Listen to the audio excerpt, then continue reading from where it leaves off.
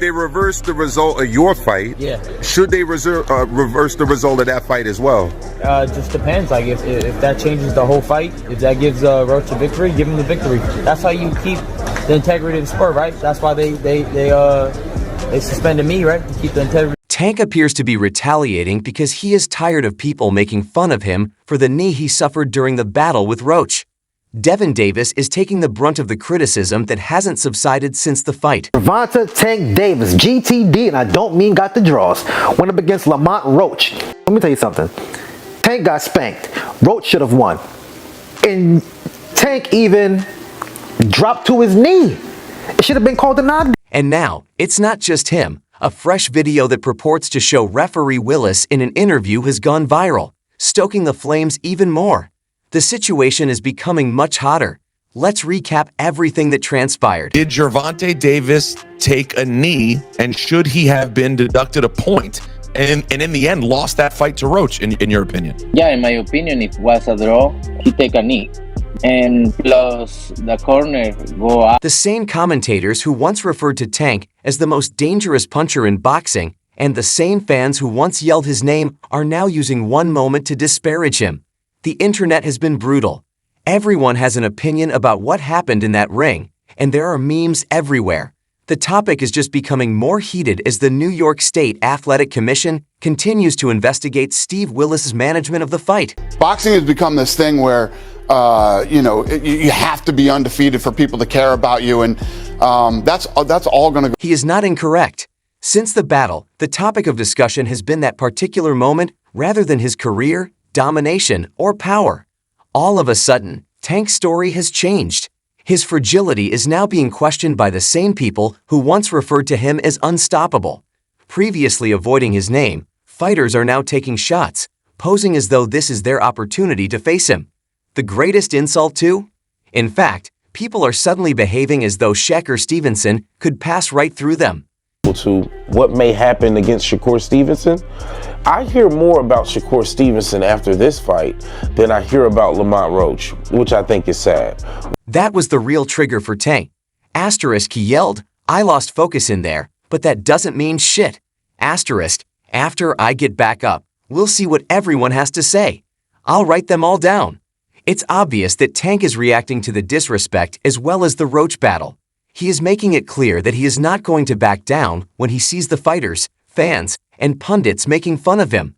The argument surrounding the fight itself is still going strong though, while Tank handles the criticism. One thing was evident from the Pro Box T panel discussion: the events in that ring were disastrous. Veteran boxing journalist Dan Rafael didn't mince words. Lamont Roach lost a championship because of Willis' poor performance that night. It prevented him from giving America's best fighter the first defeat. It was everything against Lamont Roach, and a lot went wrong. Asterisk. The question is about Gervonta Davis's power. What is his power like? Is he as hard a puncher as he's made out to be? If the best name that somebody could give me of somebody that he knocked out is a little dude who was at his, fourth weight? I can't read too much into. Former champions Chris Algieri and Paulie Malignaggi, trainer Stephen Breadman Edwards, and reputable former referee Jack Rice all agreed that Roach's knockdown ought to have been called. There were too many unanswered questions about Steve Willis's handling of the matter. The hesitancy was the first. Then, in the middle of the round, Tank turned around and went to his corner.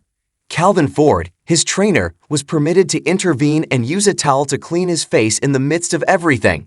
How does that occur? During the panel, Malignaggi inquired, "How can the referee do nothing when a boxer simply walks to his corner and gets his face wiped? That is crazy."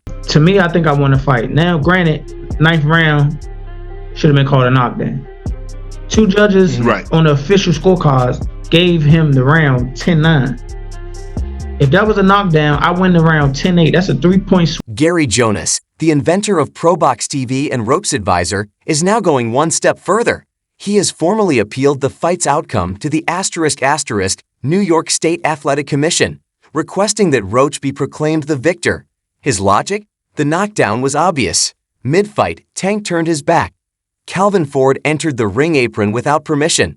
Willis should have been able to make a point with only one of those things. Although people make mistakes, this always works in the A side's favor, as Breadman Edwards said, a concept that many fans firmly believe in. Everything went Tank's way when he was the unbeaten superstar. However, everyone is talking about how boxing protects its biggest stars now that there has been a moment of vulnerability. Tank, you lost that fight. I mean, the only reason they gave you the fight was because you would make more money as a champion, but there's no way it's a draw, and they didn't call the knockdown. If they called a knockdown, you lost. However, Tank is more concerned with getting revenge while the commission examines the altercation. He sees what's occurring. He knows that if he had knocked down Roach early, none of this would even be a question. He is aware that if things had gone differently, the same analysts who are currently criticizing him would be applauding his power. Not to mention the warriors that are already circling him. Without wasting any time in his criticism, Shakur Stevenson indicated that Tank's performance demonstrated his inability to compete against pure boxers. Naturally, Ryan Garcia couldn't help but join in, making fun of Tank on Twitter and stating, "Not so scary anymore, huh?" So when your foot's out, one foot out, you're going to get in the ring and you're going to have that moment where you got to step it up and it just won't come. But I think that's what happened. What do you think about him taking the knee at that point? I think that should it have been ruled a knockdown? 100% should have been. Real champions don't take knees. Devin Haney, who has had his share of back and forth with Tank, made sure to remind everyone. Tank is taking notes in addition to listening to all of this. This is now personal to him. The question of whether the knee should have been considered a knockdown is not the only one. It's about demonstrating that everything he's accomplished is not undone by one rocky night. He is keen to remind everyone why he has long been regarded as the division's most deadly puncher. He would, and I thought he won the fight personally. The no knockdown, that was like unheard of. It was the first time I've ever seen it with my own two eyes.